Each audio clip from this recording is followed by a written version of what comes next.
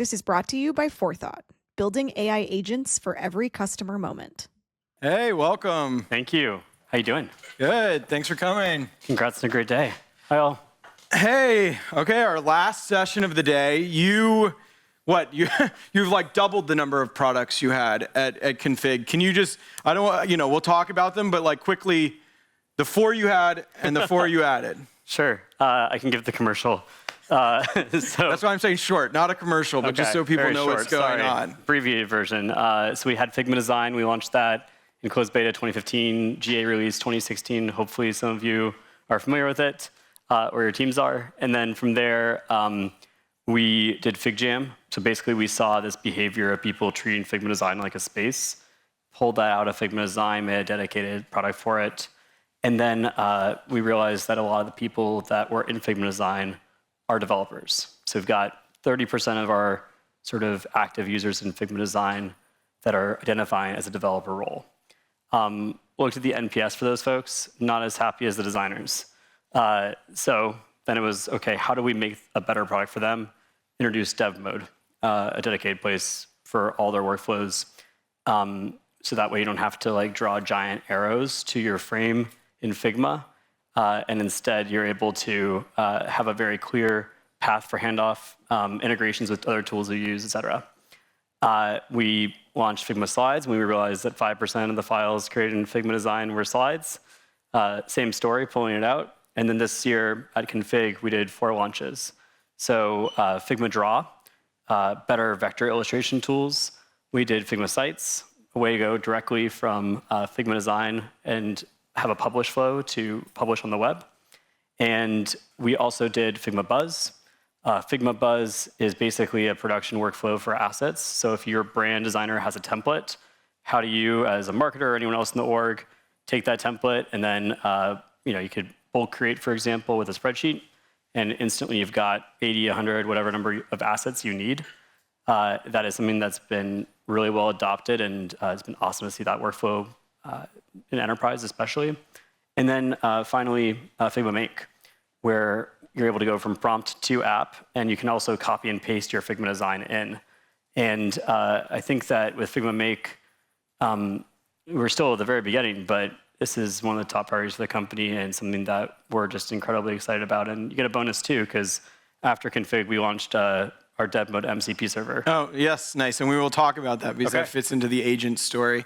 We titled the panel Escaping AI's MS-DOS Era. And in some ways, Figma Make and sort of these no-code text-based tools are the MS-DOS era, right? Or like, how do you think about, you have, your core product is so intentional.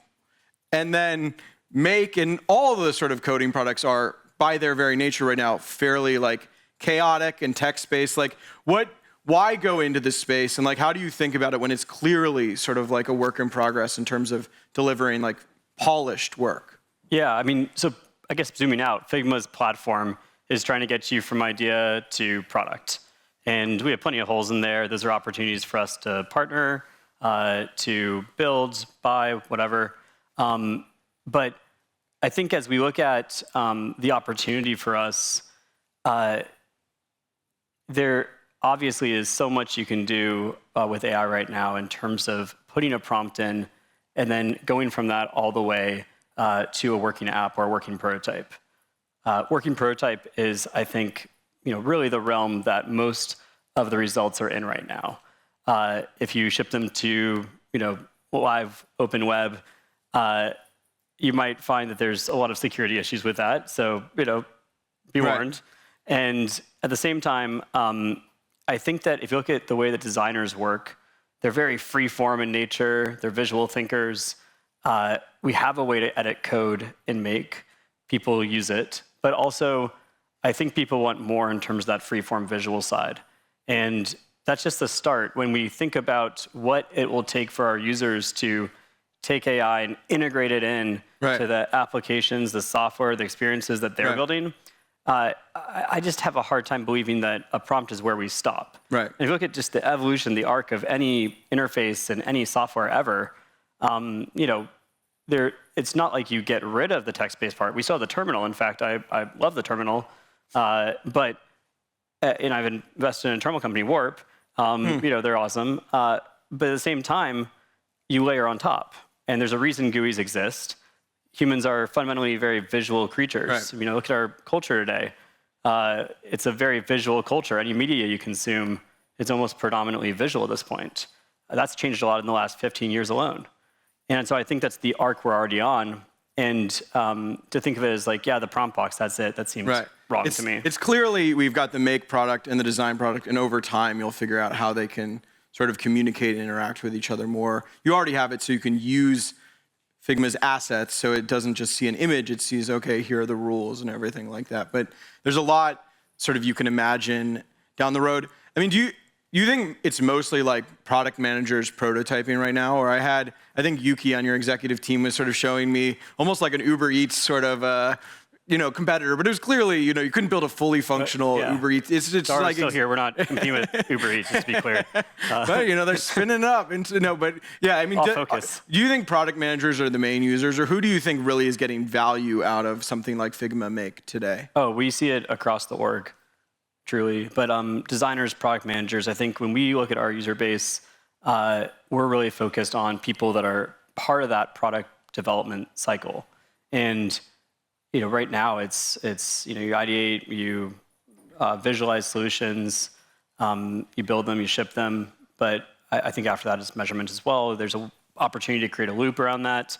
And different phases, different surfaces, they'll split apart, they'll merge together, just like the personas will. Even before AI was a big part of the conversation, I think that many of us saw that product managers, designers, engineers, researchers, their roles were blending more and more, and the things that they were doing, everyone was becoming a bit more generalist anyway. That was already the arc we were on before everyone started talking about AI nonstop. And now I think with AI as such a part of the conversation, there's even more feeling of I need to be a generalist. And so how do we empower people to go do that from whatever context they're coming from? Do you think your design community has embraced that? Like, do you think, I don't know, my wife is a documentary filmmaker. I go to some of their parties. That is not enthusiastic about AI crowd. How is your community, the design community, feeling about AI, and how much do you think they want to be coders and sort of say, oh, I can be everything now, versus are sort of hesitant, like, I like design? Well, I think that the maybe bigger point that is really important to internalize is that you've had, I think I heard in the last session, what is the differentiator? Is it, the liquidity in your marketplace, for example? Liquidity is very sticky. It's an important differentiator for a marketplace. But for most software, I truly believe that design, craft, taste, point of view in your product, in your brand, that is the differentiator. And so the more that people realize that, the more they want to lean into it.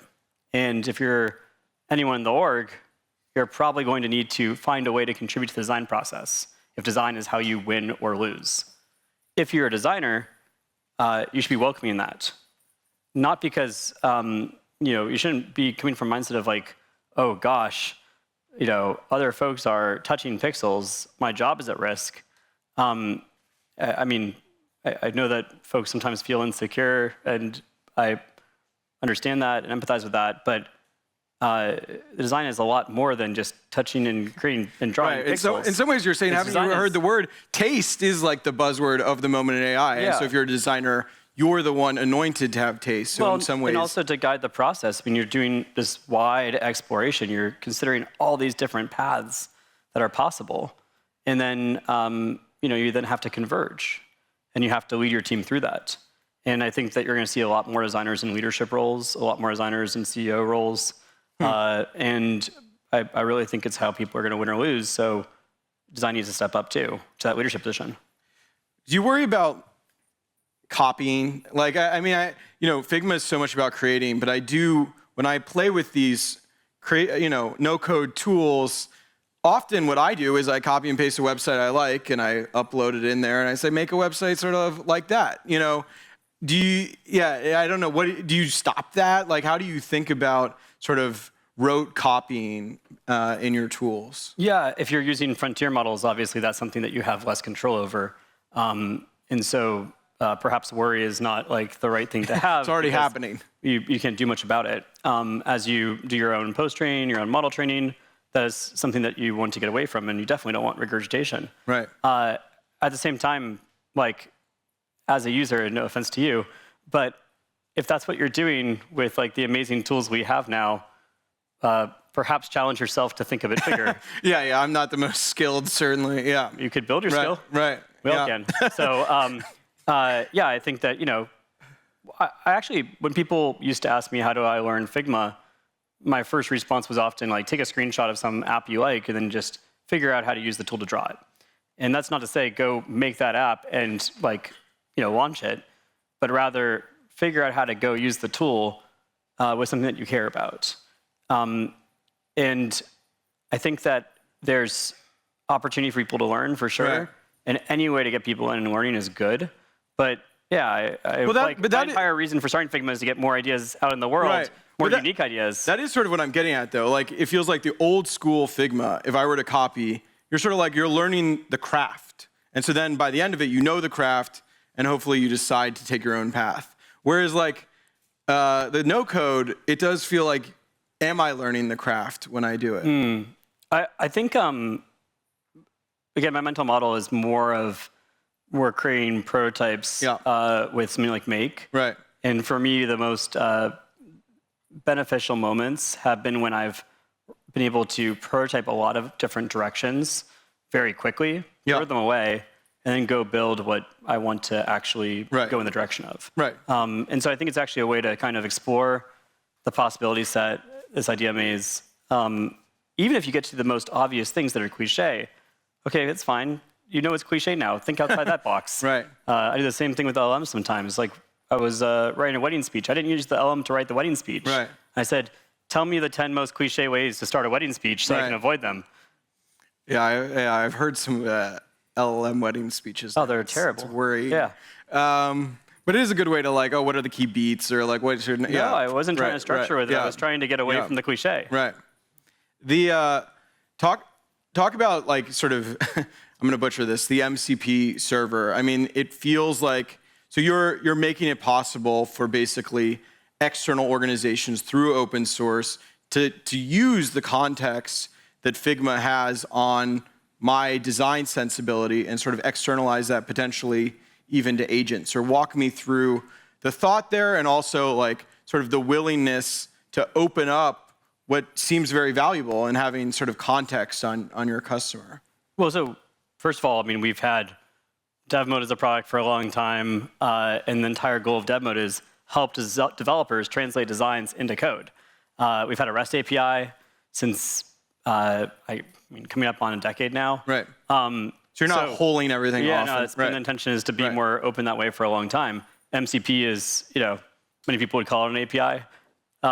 You can call it what you like, but to me, it's just another evolution in that, so that people that are working with MCP-supported environments, whether it's your IDE, something more agentic, whatever, a developer can then pull in the context they need in order to go build out a design.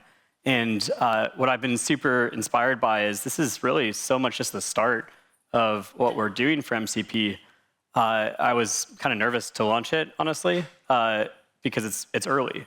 And despite that, and almost no promotion, I think we did like a blog post and a few social posts, maybe one live stream this morning that I missed when I was asleep after the red eye. But yeah, I think that the just sort of natural buzz about it and how much people are engaged in this workflow and trying to figure out how to fit it in because they really want to figure out how to use these latest tools to speed up development for them has been inspiring and exciting. And also another great surprise that I'm personally very excited about is a lot of people want to write back to Figma via MCP too. And so that's something that we're looking into, both the fundamental need of how do we actually enable that need through Figma design, but also how do you make it so that with MCP you can write back. As in, I've learned something about my design somewhere else that I want to sort of input into Figma? Sure, or maybe you are using a model somewhere else, or you have other context, then you want to be able to translate it back into design.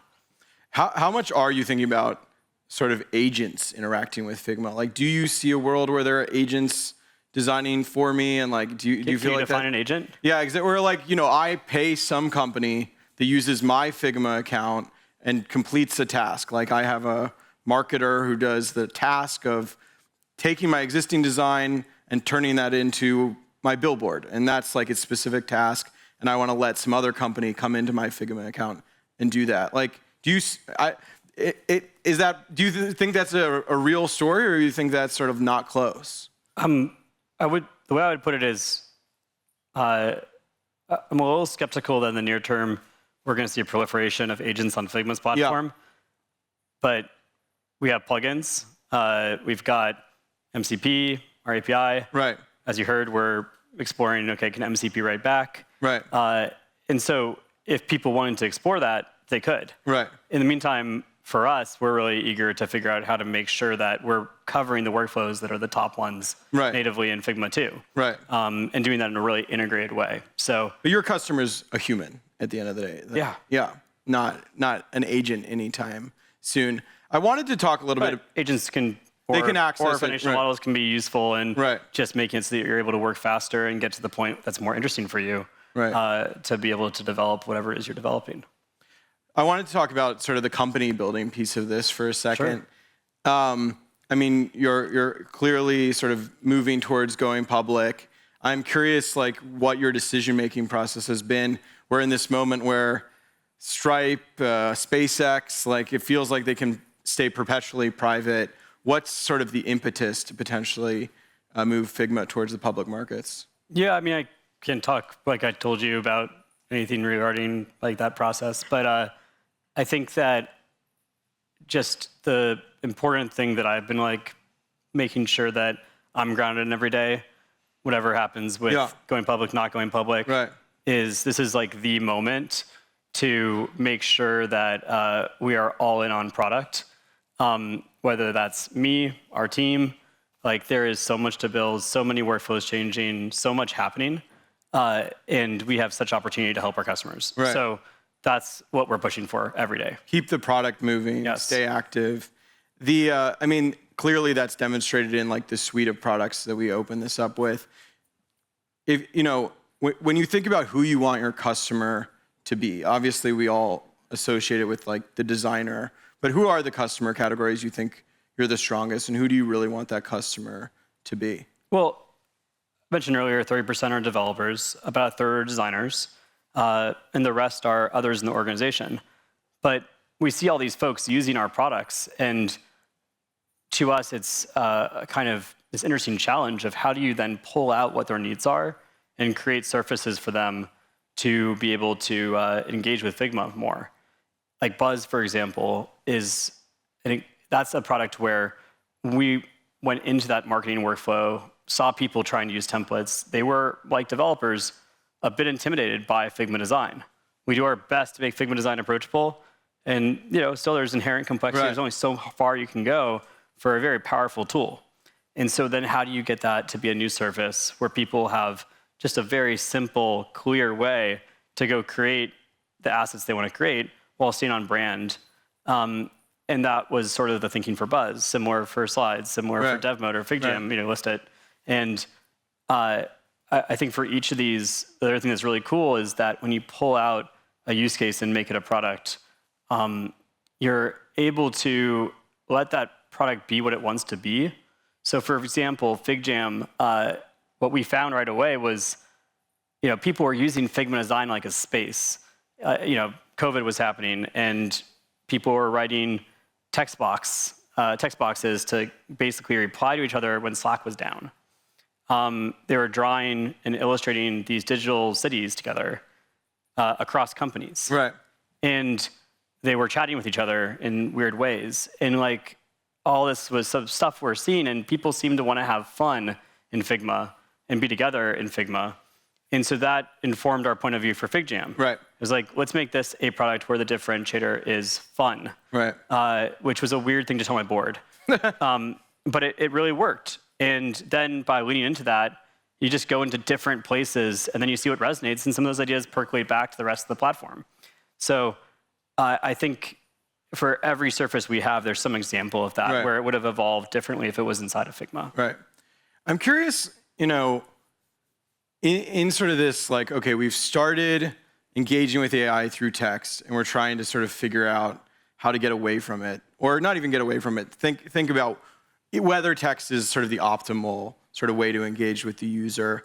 I mean, what advice would you give to the companies? I think of the banking analyst company that's like, okay, we really understand the LLM, and people in the beginning they're gonna engage with it through text. Like, what's sort of the thought journey that you think a founder should go through to decide how to build something beyond what looks like ChatGPT that's specialized? Well, I think first of all, just recognize that being specialized in some way is a gift. The sort of issue for all these general purpose applications on top of frontier models is they can do all sorts of tasks, and yet no one knows they can. Everyone has a few things that they are aware that these models can do, and they are not actually that great at thinking outside the box unless they're chronically online like I am. And you're constantly learning from other folks and watching what other people are doing. So I think we're seeing some examples. Meta AI is one of them. Or if you go to ChatGPT, you see some prompts of here's things you could try. But at the same time, that education part of it is, I think, difficult right now. And so I think the first step is how do you make sure that people know what they can do? And if you have a more limited surface area, the number of things is more constrained, which is helpful. Right. The second would be once you have a sense of what are the highways, like just for any product, you have things that you're always trying to get the user really wants to do and that work well. And can you pave them over? Like, is there anything you can do to make it so that those highways you can create interfaces around them, you can make it more clear what's happening. Right. Like, can you create better controllability, better steering for your sort of rocket ship that's going through latent space? Right. I mean, I think that's a core problem of this sort of general purpose chatbot at the moment. It's like sometimes it's hard to even know what the highway is and then what the feature set is around it, and it requires a lot of sort of out of the box thinking. I'm curious, one answer to the language that's optimal for these generative models is potentially voice. And obviously you have a company that's very design and visually oriented. What do you think of the voice thesis when it comes to that being sort of the method to interact with chatbots? Oh, I think voice is super exciting. I think that it's not exclusive or sort of a either or with a visual interface too. Right. If you think about where it probably heads, you might have UI that responds to voice. You can kind of think of voice as you're saying something and it transcribes in a text that is fed to an app, just like a prompt would. And going back to our conversation earlier, that doesn't mean that you have to be devoid of UI and you're just in a chat experience. Right. So, I think that we're kind of just in early days right now, and there's so much more you can develop there. But yeah, it's exciting that people are exploring more interaction paradigms. Voice is one of them. I hope there'll be many others that are explored. Yeah. I hope that as we see a proliferation of different screen types, folks get really creative. I think with VR, we saw just so much exploration, and it has been so exciting over the years to follow what are the patterns that are being created and how far are people taking this medium. We're going to see the same thing for how people use AI, how they use voice, how they use new interaction models, and also how they utilize new screen types that before were never possible. How much, this is sort of, a very enthusiastic about AI crowd. You've been through you've been through a long technological journey. How much is the hype out of control? I guess, or what's your view? I'm asking you, our agents, you're define an agent. People are very sloppy about the definitions. Do you? No, I know, and it is. Hopefully, I offered one, but I agree that people are very sloppy about defining agents. But generally, how much do you think the enthusiasm is out of control versus matches a real technology inflection point that we're seeing? I'm not trying to be evasive, but I think it doesn't matter. Okay. I think that if you were to literally freeze time right now and just let the tech that's already been developed, the models that have already been developed, and the techniques percolate, you would have so much change over the next 5 years. Yeah. So much, as people really understand what they're capable of. What's the trajectory from here? I think literally no one knows. And the bullishness we hear from the frontier labs is because they've seen that exponential in action, and they believe it will continue.